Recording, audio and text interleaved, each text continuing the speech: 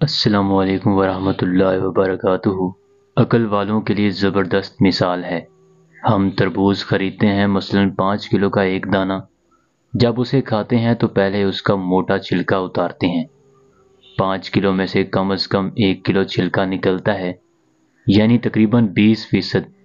کیا افسوس ہوتا ہے؟ کیا ہم پریشان ہوتے ہیں؟ کیا ہم سوچتے ہیں کہ ہم تربوز کو چھلکے کے ساتھ کھا لیں؟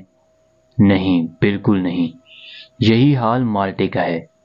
ہم خوشی سے چھلکا اتار کر کھاتے ہیں، حالانکہ ہم نے چھلکے سمیت خریدا ہوتا ہے، مگر چھلکا پھینکتے وقت تکلیف نہیں ہوتی۔ ہم مرغی خریدتے ہیں، زندہ ثابت، مگر جب کھانے لگتے ہیں تو اس کے بال، کھال اور پیٹ کی علائش نکال کر پھینک دیتے ہیں۔ کیا اس پر دکھ ہوتا ہے؟ نہیں۔ تو پھر 40,000 میں سے 1,000 دینے پر، 1,00,000 میں سے 2,500 دینے پر کیوں ہمیں بہت تکلیف ہوتی ہے؟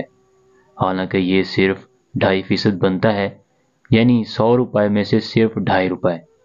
یہ تربوز، کیلے، آم اور مالٹے کے چھلکے اور گٹھلی سے کتنا کم ہے۔ اسے زکوٰۃ فرمایا گیا ہے۔